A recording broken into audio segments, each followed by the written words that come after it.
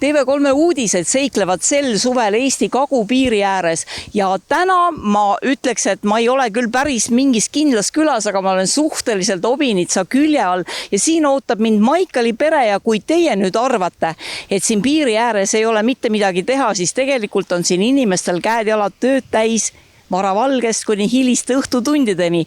Tere Maikal, tere Epp! Et me oleme nüüd teie kodukohas, aga me ei ole päris seal, kus te elate. Et mis teid selle kohaga ja selle armsa majaga seob? Ja tõepoolest, praegu me siin ei ela. See on minu kodutalu ja ma elasin siin oma elu esimesed 15 aastat. Vahepeal käis Maikal ära Tartus, nii umbes 20 aastat, kuid pärast Epuga kokkusaamist tuldi tasapisi vanasse kodukohta Vene piiri äärdes Setomaale tagasi. Tundub, et mulle meeldib see häda ja viletsus, mida linnas ei ole. Et mulle see kuidagi väga tundus, et see Setomaa väga hoiab mind ja see lastel oli siin hea tiigi peal parvetada ja ujuda ja selline väga siukene mõnus koht oli siin. Ja siis me leidsime endale siit päris kodu hoopis selle metsatuka tagant kõrvalkülast, siis praegu oleme Küllatova külas, aga Maslova külast leidsime siis endale päris kodu, kus me nüüd praegu ka elame.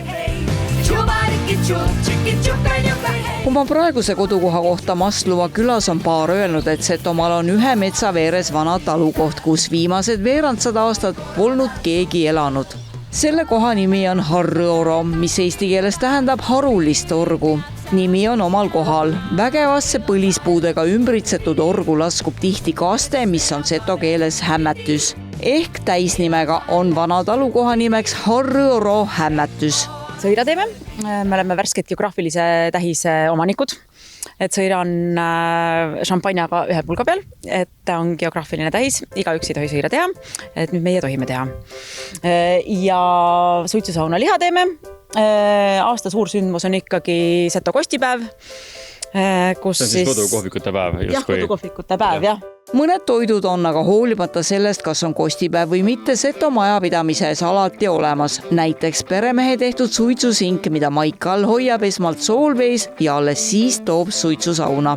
Saun tuleb soojaks ajada ja siis riputan liha sinna üles ja siis ta niimoodi käib sükene 12-14 tundi. Kõige õigem on niimoodi, et on suur saun ja siis on väikene kerisekene ja siis sa kütad seda, siis saad hästi pikalt ja hästi sellise lõpuks nagu, selle on nii-öelda õige suitsusauna liha.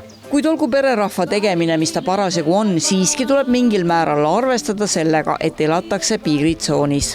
Mõnda häirivad piirivalvurid, aga meid ei häiri ja minu arust on just väga turvaline, et väga keegi ei kihuta siin on ju, sellepärast, et piirivalvurid valvavad on ju. Pätid ka ei julge väga tulla, sellepärast, et piirikad kogu aeg liiguvad ringi. Aga rohkem ma ei saa üldse aru, et me piiri ääres elame näiteks. Mitte midagi erilist ei ole. Harruoros sünnivad paljud mõtted lihtsalt vajadusest. Nii juhtus ka siis, kui peremees lasi talu juurde tiigi rajada. Vette ei toodud üksnes kala, sinna lasti sisse ka vähid, kelle ülesanne on hoida veesilm puhtana. Aastatega on neist saanud pererahvale midagi palju enamat kui lihtsalt tiigi elanikud või delikatess.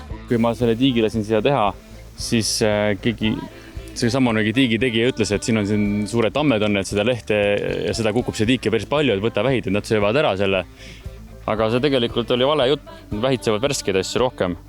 Aga mulle nad ikkagi väga meeldivad, nad on nii laedad.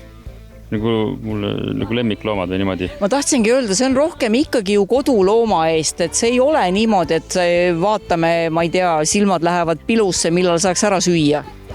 Ma arvan, et võib-olla järgmisel aastal ma ikka mõne söön ka.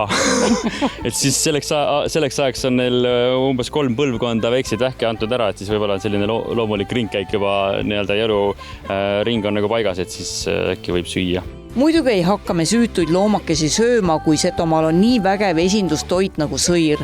Sõir on ajast aega olnud pidulik söök ja tänagi ehib see iga Seto pidulauda. Setodel on muide tore ütlemine, kus sõira, sääl sõpru. Piima päris keema lasta ei ole hea, aga nii, keemise nii. Olepai, pane nüüd see kohupiim siia sisse. Nüüd olepai ja sega seda väärtkraami siin. Kausi kuidagi enam hiljem. Nüüd see peaks minema selliseks rohekaks, kollakaks rohekaks, et kõlab väga hästi. Ja eraldav vadak ja siis kurname ära. Selle vadaku saame ilusti ära kurnata siit. Kui me seda retsepti tuunisime ja üritasime nagu endale sobivaks saada, siis me käisime siin kohalike külanaiste juures, andsime maitsta. Nii. Ja siis ütles kohe, et kahju on sest munakesest või pane juurde. Et ega jah, konnatada ei ole mõtet. Võiga on ka lugu selline, et